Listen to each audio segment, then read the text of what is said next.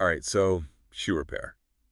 When you sent me those articles, I have to admit, I was a little skeptical. Really? Yeah, like, is that even a thing anymore? You know, I get it. It does seem a bit old-fashioned in our world of like instant gratification and next day delivery. exactly. But honestly, the more I dug into it, the more I realized, wait, there might be something here. Hmm. Like maybe we're too quick to just toss out our old shoes and buy new ones. It is fascinating how our perceptions can change, isn't it? We tend to think of shoe repair as this dying art, but when you really look at it, it's way more relevant now than we might give it credit for. Right. And that roll catcher guide you sent over, it doesn't mess around. It gets into the nitty gritty of what shoe repair actually entails. Mm. And it's not just like slapping on a new sole. Right, right. They actually break down all the different skills involved, Huh. everything from restoring like completely beat up shoes to working on other leather goods. Like they mentioned belts and bags too. Yeah, and that's what surprised me when I first started looking into this. The sheer range of stuff they do. It's not just knowing how to use a few tools. It's about understanding how leather works, the different types, how they react to wear and tear, all that. And then on top of that, you've got the machinery. Some of it's pretty specialized. Right. There was something in there about a stitcher, wasn't there? Oh, yeah. Like a heavy duty sewing machine, right? Yeah. For boots and saddles and things like that. Exactly. A stitcher's essential for those super thick seams that a regular sewing machine just can't handle. And mastering one of those, talk about craftsmanship. Yeah, no kidding.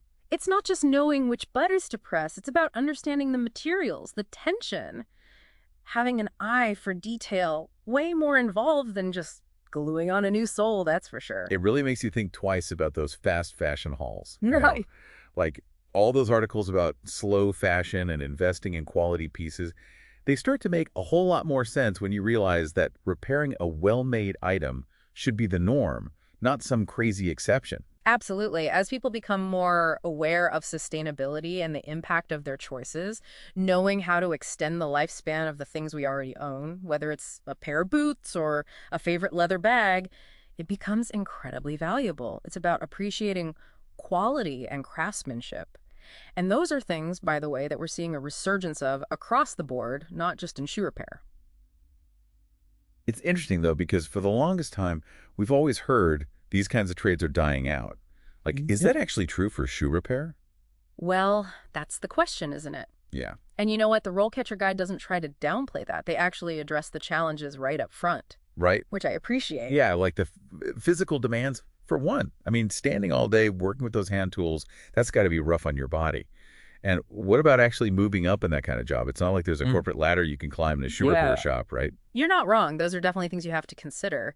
But, and this is where it gets interesting, the guide actually talks about how those challenges can actually create opportunities, especially in today's world. Okay, now I'm really curious. How does that work? Well, let's take the physical aspect. Yeah, Uh-huh. it's demanding, it requires stamina, but it also develops those really valuable fine motor skills. Yeah. Hand-eye coordination, dexterity, even just an understanding of ergonomics, which you can apply to like all areas of life, right? Good to point.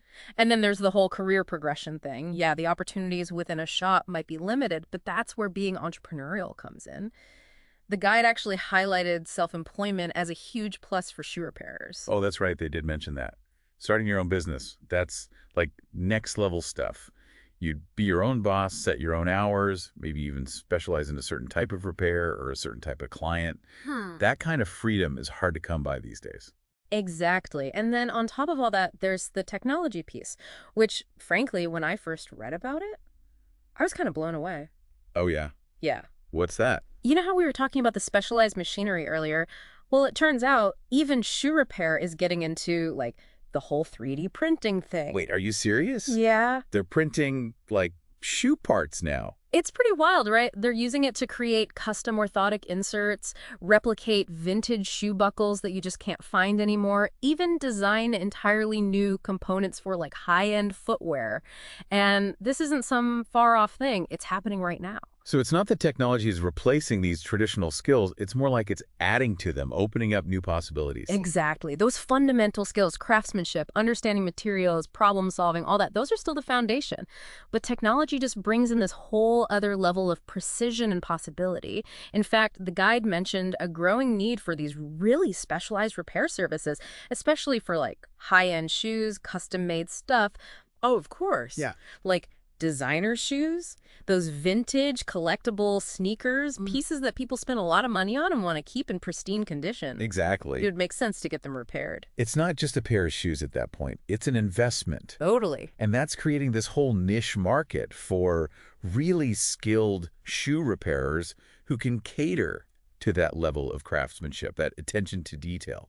So yeah, some people might still see it as a dying trade, but like we've been talking about, the reality is much more interesting than that. It's evolving. Yeah, for sure. Okay, so we've got technology shaking things up, growing demand for like high-end repairs. It's definitely not the image I had in my head before. But what does this actually look like for someone who's just starting out? Well, that's where the RoleCatcher guide really goes the extra mile, because they don't just talk about the industry as a whole, they actually map out like a whole career path, Oh, cool. step by step. So you're not just like thrown into the deep end, huh? Exactly. They break it down into 3 main stages. It's kind of like, they even say it's like leveling up in a video game, which I thought was a fun way to think about it. I like that. So what's the first level?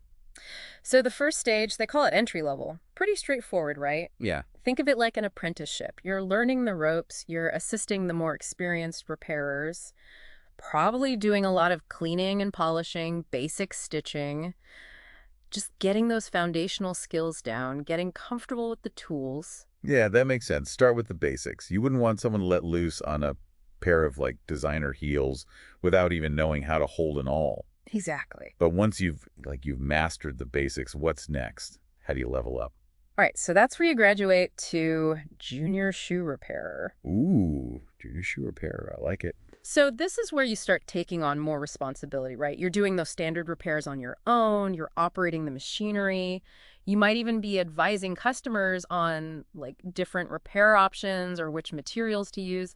The guide actually told a story about one junior repairer who really hit their stride at this stage. Really? Yeah, they said they even got a lot faster at the repairs while still maintaining that same level of quality. Like it just clicked for them. That's awesome. And they said it was like solving a puzzle, getting better and better at it each time. I love that. There's like a real sense of accomplishment that comes with that kind of work too. Yeah. Okay, so you've put in the time, you've honed your skills. What does it mean to reach like peak shoe repair status? Well, according to RoleCatcher, you've reached senior shoe repairer level. Senior shoe repairer. That sounds impressive. Right. So this is where you are the go-to person. You're overseeing the entire repair process from start to finish. You're the one tackling those really complex restorations, the ones that would make a less experienced repairer break into a cold sweat. I like that. And it's not just about the hands-on stuff. You're also mentoring the junior staff, troubleshooting any problems that come up, even handling difficult customer situations. You're basically running the show. One of the senior repairers they profiled actually talked about how they developed their own quality control checklist that they use for every single repair. They go above and beyond just to make sure everything meets their standards. Wow. So at that point, you're not even just fixing shoes anymore. You're like managing a business. You're mentoring. That's a whole other skill set. It really is. And what I thought was interesting is that the guide even pointed out how those skills can translate to other industries.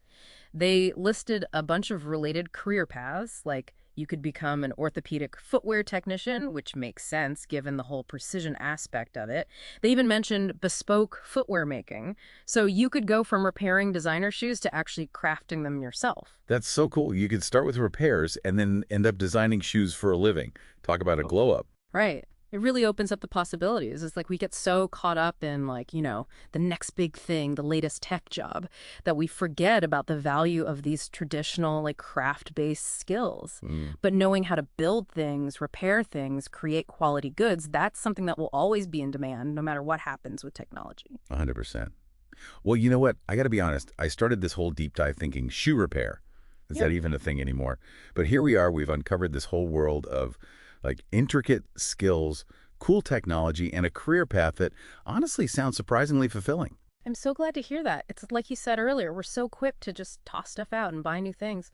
But what if instead we embrace this idea of repair, of giving things a second life, It's better for the planet, it's better for our wallets, and you know what? It just feels good to know how to fix things to create something that will last. So yeah, maybe the next time you see a shoe repair shop, you won't just see it as a place to get your heels fixed. You'll see it as like this little hub of craftsmanship, of innovation, of this really cool, enduring skill. I love that. All right, everybody. There you have it. Shoe repair. Not your grandpa's career path, or maybe it is, but either way, it's definitely one worth a second look.